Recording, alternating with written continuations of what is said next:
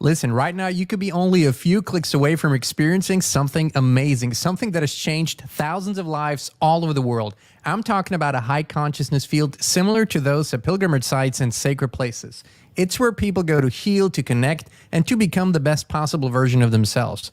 With FLFE, you can bring such a high consciousness field into your home right now. It's a spiritual quantum technology based on the work of Nikola Tesla.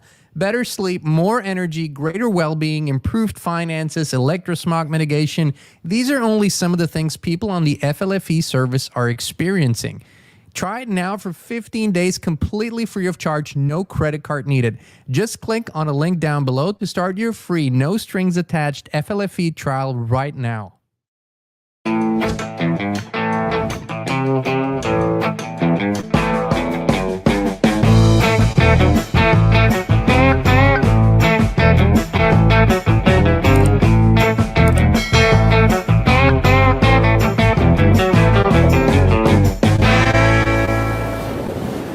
In a very specific way, we have super learning. I do this personally. I mean, we can learn very, very quickly.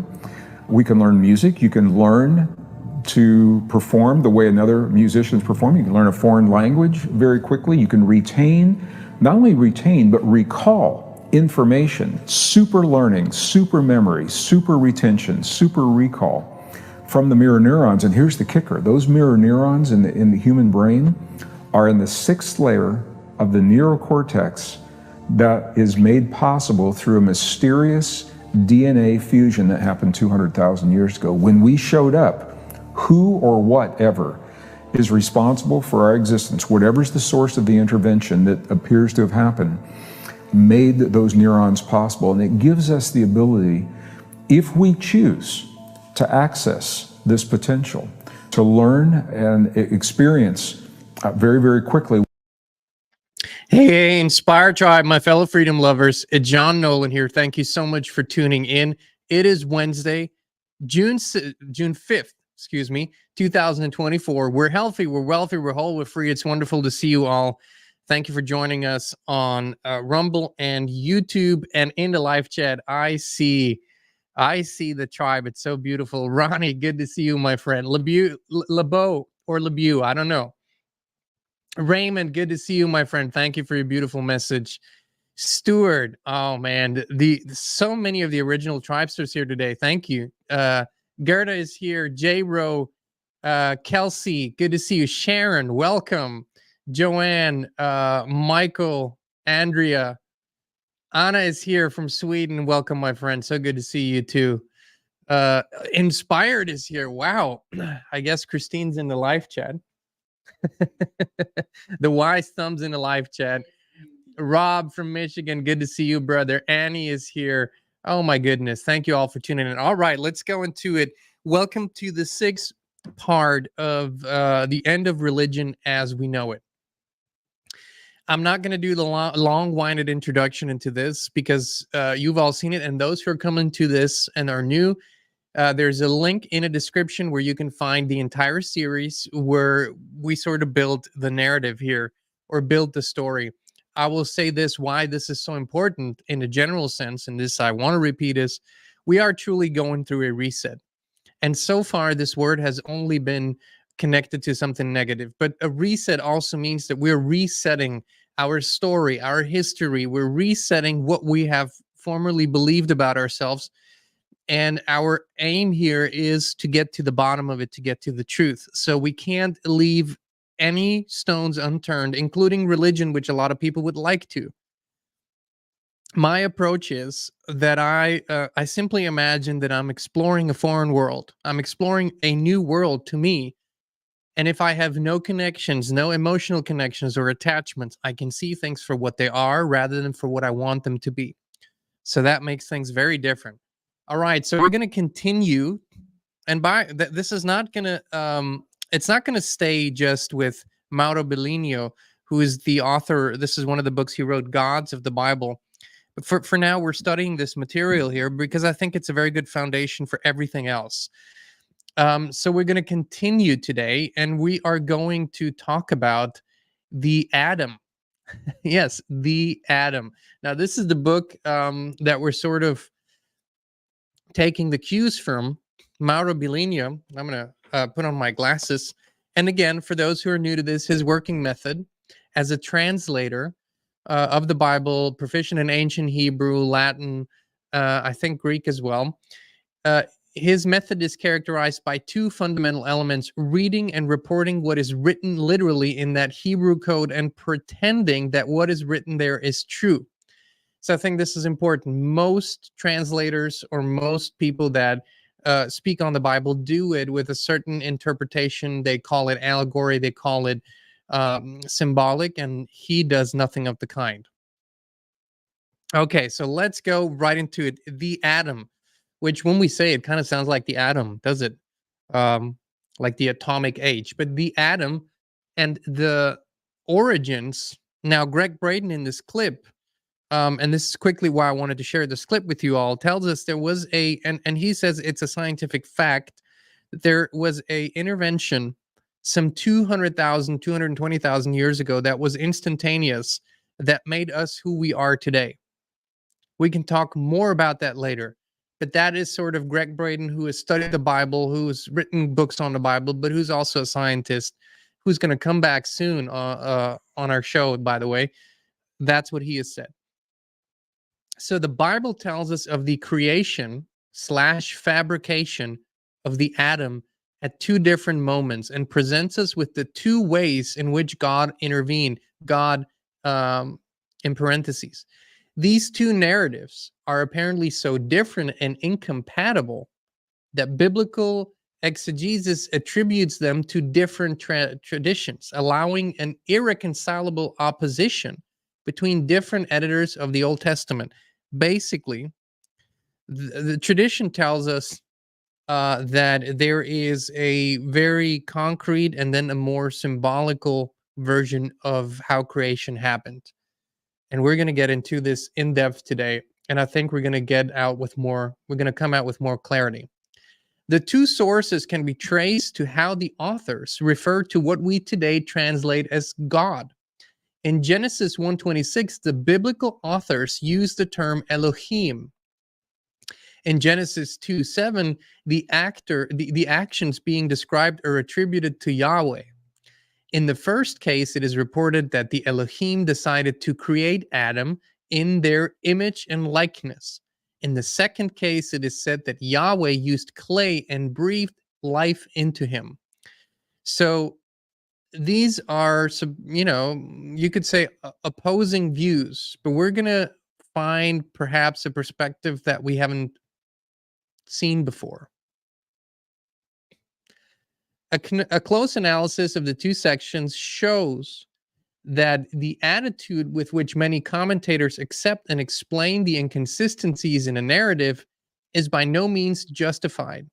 The two passages tell the same story, the same action of the Elohim as a group of individuals, including the one known by the name of Yahweh. Now, here we are, where those of you who haven't watched our previous installations of the series are probably going to go, what do you mean?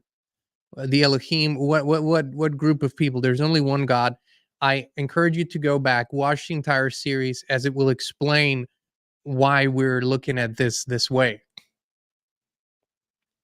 So when, as reported in Genesis 1:26, God utters the famous "let us make man," the Bible uses a verbal form called cohortative. This grammatical form has the value of an exhortation, a call to action, a kind of, come on, let's get on with it, let us move forward. In commenting on this verse, the Syriacs spoke of a council that God held with the mighty assemblies. Others claimed that God speaks with the angels. Basil of Caesarea said, how can he speak this way unless he cooperates with others? In some Sumerian versions of the same story of the creation of man, we're offered a more straightforward reading of this plural. As you can see, Mauro, the author, the translator, he goes into great detail, sometimes to the point where you have to reread the pages of the book 10, 15 times to truly comprehend how deep he goes into the nuances and why they matter so much in the translation. The Sumerians report a conversation of Enki with those who should help him with the experiment of the creation of man, whose results were at first highly unsatisfactory in the eyes of the gods and had to be repeated more than once. The Sumerian accounts clearly show that the creation of man was a collective effort of all the Anunnaki, a joint decision, a common goal. Let us now see how the Elohim slash Anunnaki made and not created man. So we could go into the hair splitting of whether the Anunnaki and the Elohim were the same race. What is clear, if we compare all the accounts, including the Sumerian accounts, is that they are connected people, connected races. Let's put that to the side for right now, this discussion. So here we have a page that's directly taken from the book. And if you read Hebrew, you read from right to left. That's why the arrow is there. So Genesis 1:26 to 28 contains the first version of the creation of man and reads as follows. And said Elohim, let us make man with image of us as our likeness. Okay, so this is the author of the Bible seems to feel the need to emphasize a particular aspect of creation. The Elohim made the man using their Zelem. This particular aspect is so important that the biblical author deems it necessary to mention it twice. Excuse me, twice. So he goes through this twice. Let me see if I can remove this here. There you go. And he made Elohim the man with his image. With image of Elohim made him. This doesn't make much sense until we dissect it if we read it this way. And that's what Mauro does. The author wants to ensure that the reader understands that the Elohim made man using their Zelem. The term Zelem used by biblical authors isn't abstract. People translate it in the image of God. So saying that God created man that looked like him, hence the personified God. That's why all the people look at a personified God as this man with a white beard sitting on a cloud, and this is sort of the personified God that people look to.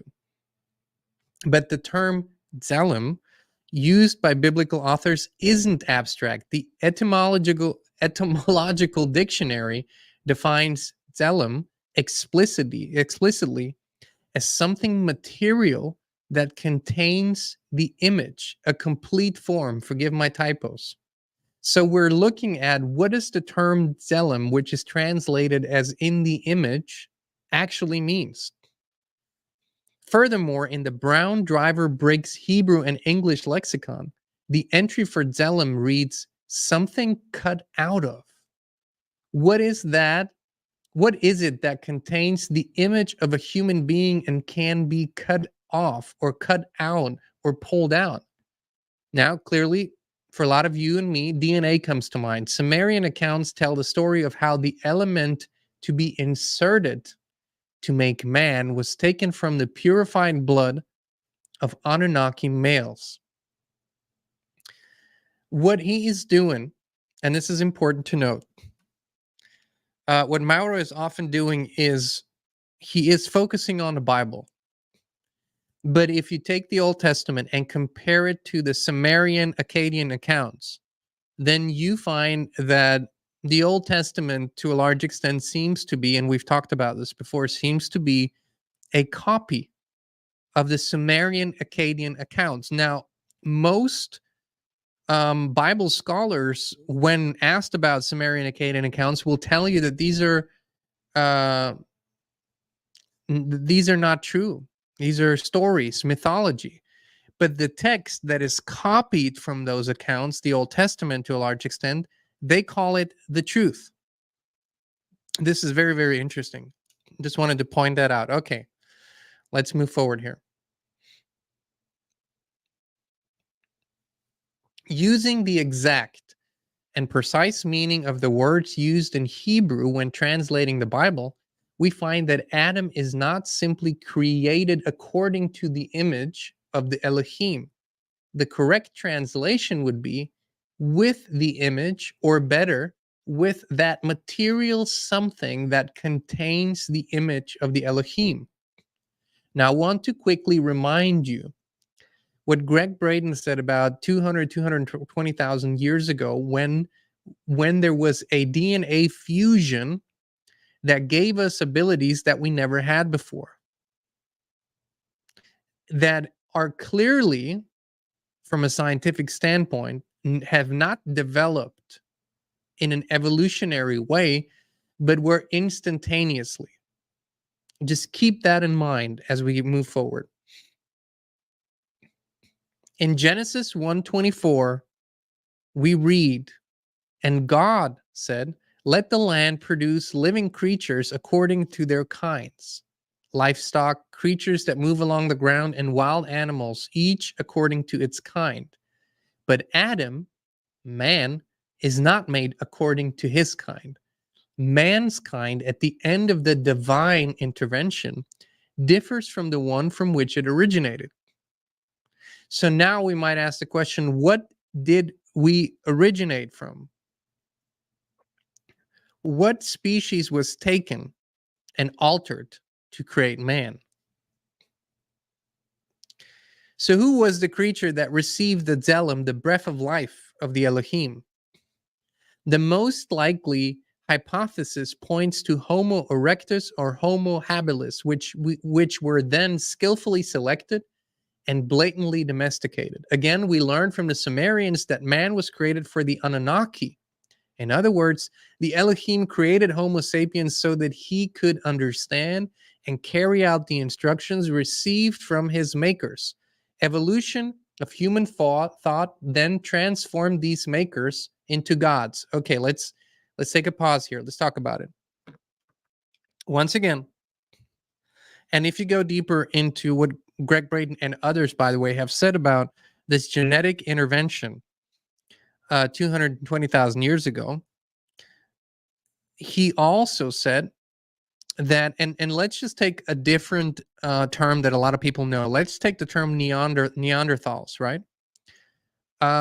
Which is, in the scientific world, a human-like being that is has far less skills and abilities, right? Now, the mainstream scientific community says that we have, in their evolution theory, in Darwin's theory, that we have developed, and the Neanderthal is an ancestor. But an ancestor means we have developed from it and we have improved from it. But that's not what happened. Not according to when we read the Bible correctly, as it would seem, and not according to what science tells us, that there was an intervention. If there was an intervention, it doesn't, and this is what Greg Braden has said before, it doesn't mean that the Neanderthal has ceased to exist and we are the evolution of that. As a matter of fact, and this is the very controversial, the Neanderthals have continued to exist, and I'll just say it because it's not me saying this, and supposedly still exist. Now, you might, we could make a joke out of it and say, I know a few, I've met a few, but it isn't surprising. There seems to be a vast spectrum on what it means to be human. But I don't want to go into that. I just want to kind of do a little bit of a full circle moment here. In the Native American traditions, in their oral traditions, and when they transport knowledge, there's something called the gift of the feather or gift of consciousness, which the star people gave to man. The gift of consciousness which they gave to man. Now, going back to Greg's little clip, he talks about the mirror neurons. He talks about the sixth layer of the neocortex and our ability to learn, to memorize, to repeat all those things in very complex ways that apparently we didn't have before. The Native Americans also speak about a gift that we didn't have before from the star people. Now, they spoke on that long before they had access to the Bible or the Sumerian Akkadian accounts, at least in official history. So we find that this is not something that someone just kind of concocted in your mind. You look at the Old Testament and Genesis, and you start comparing it to other stories from other places in the world, from other traditions. They say it in different words, but they basically say the same thing.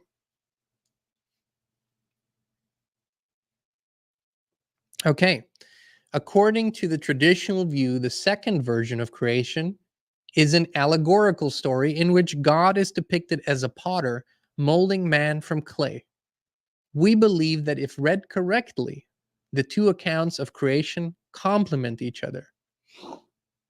Excuse me. Okay, so here's the little part of Genesis that he put in the book. And formed Yahweh, Elohim the man, matter from the earth. Again, cryptic, but this is what he does, describing it word for word. So the Elohim does not create, but forms the atom with something found on the planet Earth. We immediately notice, and we're going to get into this, the correspondence between Adam, man, and Adama, earth. Also reminiscent of the assonance between earth and earthly. Tradition has identified that with which the Elohim has formed the man with dust or clay. So this is what tradition says, that in this section, in this allegorical section, God has taken the dust or clay of the earth and formed man. This is the meaning attributed to the word afar, which is used in the text. The original meaning of afar is earthly substance. Here we have it. The atom afar. Let's look carefully at this here. Notice that there is nothing between the two words atom and afar. There is no preposition like with. The word with as a preposition is often used. And hence the traditional translation, Yahweh Elohim formed the atom with dust, is incorrect. We can see how adding or embellishing, thank you so much for the contribution, by the way, Tammy, really, really appreciate it. We can see how often in the translations, when things maybe they didn't make sense for them, or maybe they wanted it to make a different sense, so they put a word there or translated it, and it says something else. So there is no with. What does that mean? Therefore, the text reads with undoubted clarity, Yahweh Elohim, so the Elohim called Yahweh, formed the atom afar, where the close association between atom and afar suggests that the latter term functions as a noun modifier. What is that? Since the word afar has the meaning of dust, earth, it is very likely that it refers here to a particular kind of atom, the earth atom or earthling. This is in complete alignment with how the Greek version, the Septuagint, translates the earth man. So what we're probably reading is not that God created the atom with dust, but that God created the earth atom. Why does that matter? The word afar thus indicates a particular type of atom, the one suitable for planet Earth, possibly suggesting that other atoms lived in other parts of the universe, suitable for different planets that are not Earth. We find another peculiar inconsistency in traditional translations in Genesis 2:8. Then Elohim Yahweh planted a garden in Eden in the east, and there he put Adam, the man whom he had formed. So this is the traditional translation. According to this passage, the Elohim placed the Adam in the Garden of Eden after he formed him. So he must have developed or fabricated him in another place. This Adam existed before the creation of Eden, in which he was only placed in a second moment after having spent an undetermined period at a different location. However, when all errors and misinterpretations are removed from this section and we read it literally, we find something else. Elohim, Yahweh, planted a garden in Eden from the ancient one, where ancient could possibly refer to an earlier primeval Eden, thus indicating the existence of some kind of Eden archetype from which the other Eden might be derived. These other Edens were probably planted in different places, wherever the Elohim went and wanted to settle, using different types of Adam according to their need.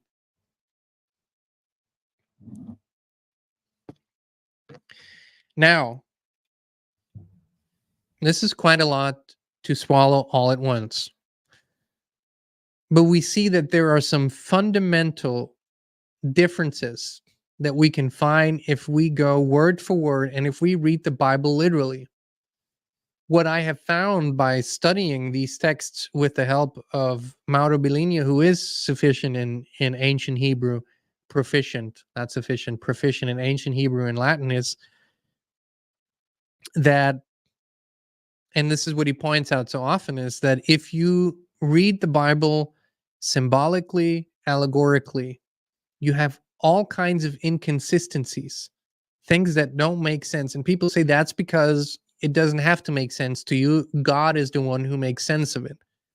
But if you read it literally, and if you first make sure that you have the best possible translation, the most accurate one, and some things can't be translated, just like the term Elohim.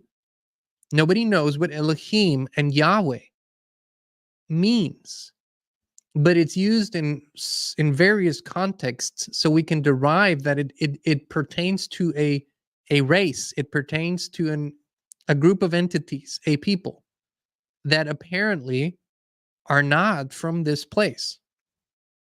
So when you do that, the Bible, especially when we're talking here about the Old Testament, loses the inconsistencies, and it presents a coherent, logical story that each part builds on the next.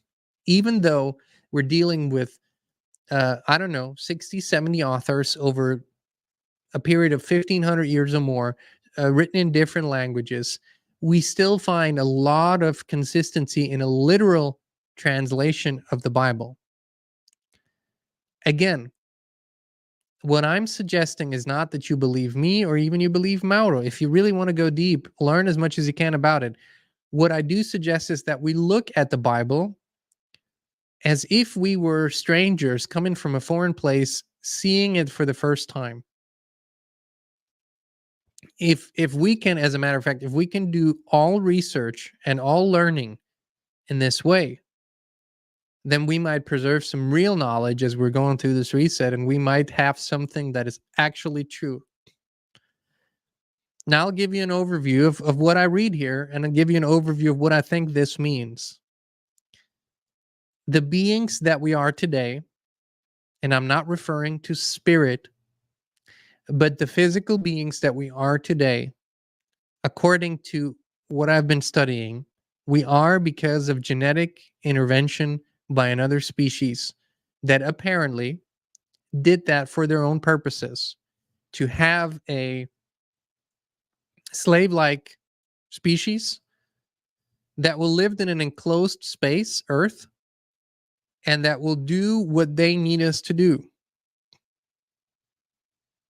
We were able to accept that collectively when we talked about a wealthy family or a group of wealthy families. It wasn't so hard for us to accept that humanity is being controlled by a group of wealthy families that we know the names of, and they control everything, the banking system. People don't have such a hard time believing that.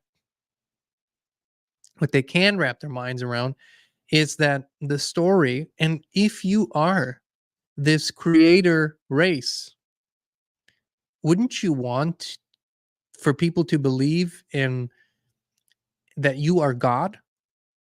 Wouldn't you want for people to believe that they create or God created you in his image and you are to obey him according to scripture? I mean, it's a very, very good way to keep people in control. As I've said many times before, that does not in any way, shape, or form mean that we are simply matter. It's all happenstance, and that there is no prime creator, that there is no source, that there is no all-encompassing energy. I wholeheartedly believe it, but I also, or know it. I know it. That I don't know. That I don't believe. I know it. But I also think that the God of this world, the God that most people are worshiping, the Yahweh, is not who they think he is. The male warrior of a race called the Elohim. A male warrior of the race called the Elohim. How does that change our perspective? What if scripture is a history book that describes the political and social structure of the time that it was written in? What if we're holding one of the most accurate history books, even though it's been tampered with, even though it's been manipulated, even though things have been taken out and things are missing? But what if we can find it there? What if, as a product of all of this searching, we find that the limited and personified description of God, the creator, could never hold a candle to the real thing? The God of the Old Testament is not a God I would ever want to call my father. My father. I wouldn't. It's a pedophilic, murdering, revenge hungry beast. Doesn't at all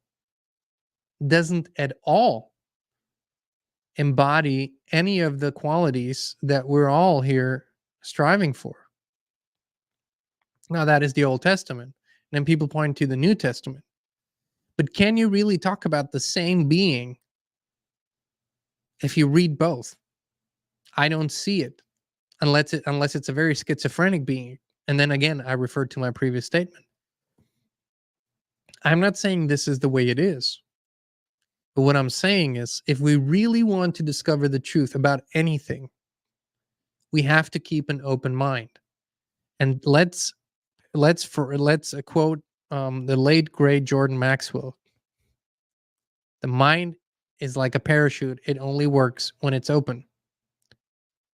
And so, this is the last stand for many people who are in this movement with us, and the movement simply being truth-seeking, is their stance on religion, and that for some reason it is the only bastion that is not manipulated, and that there is some mystical power that has protected the Bible over, through all times, so that it could never be tampered with, and that is the living word of God.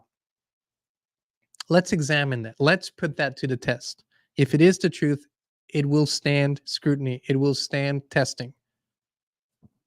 Maybe it is the literal truth.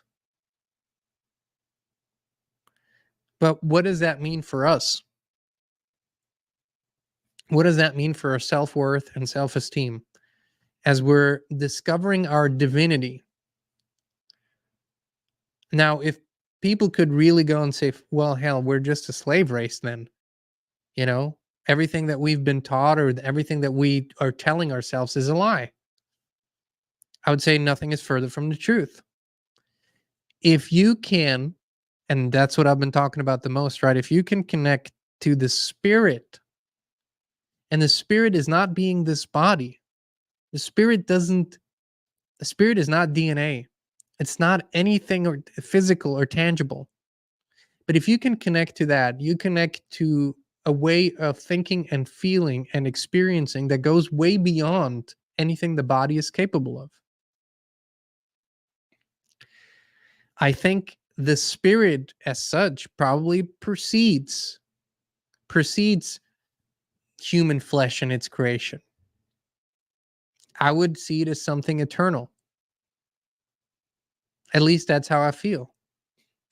And the fact that we can imagine infinite goodness, goodwill, love, unity, harmony, the fact that we can imagine a place where all of the bullshit that we're observing in this world isn't present, the mere fact that we can think about it and have an image and have a feeling and have a coherent picture of what such a place might be like points to the truth that we are something much greater than we were led to believe.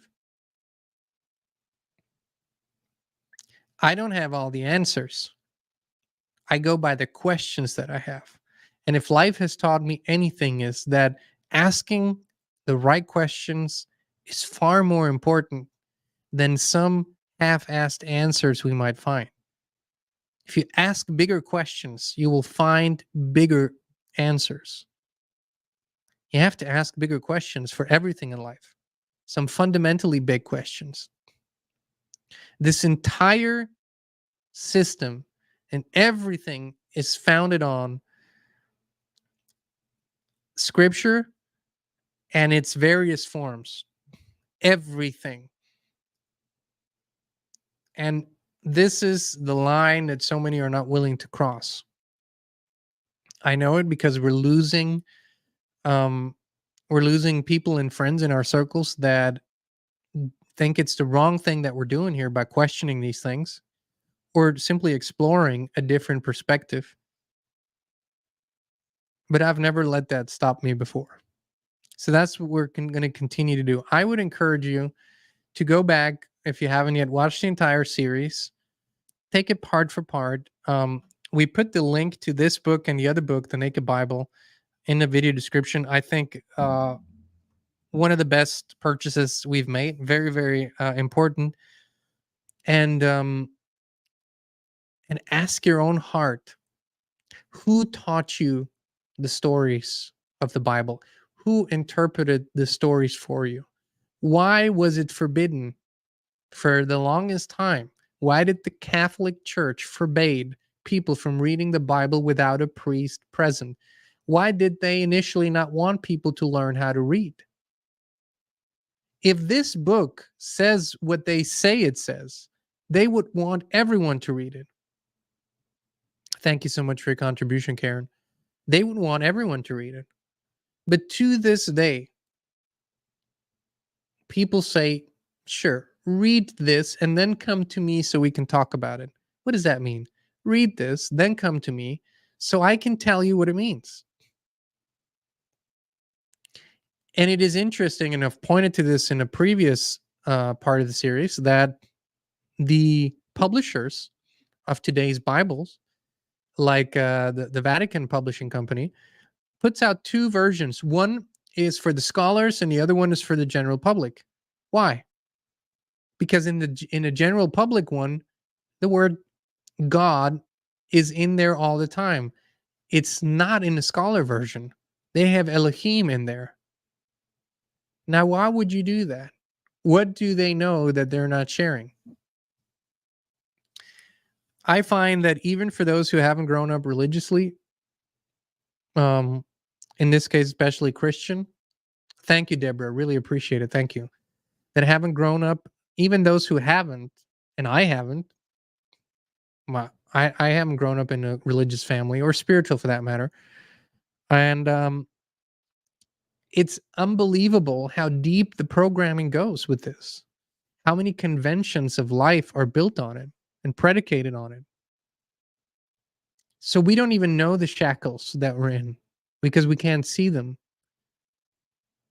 And this is what this time is about. It's about questioning everything. And there are people who will tell you that it's wrong to question everything, that is exactly what the opposition wants. They want you to lose your faith in God. They want you to lose your faith in his powers and how he protects you, and that you turn away from God. I would never say that. I say let's turn away from the imitation of the Creator. Let's turn away from the imposter. Let's turn away from the faker, the trickster. And let's turn to the real Creator. The only path to do that is inward. There's no other place to go. You could go to the ends of the earth, but you have to go within to find that. All right, my friends. Thank you so much for tuning in. We will continue this. We will go to the next logical step, which is the fall of mankind from paradise Eden.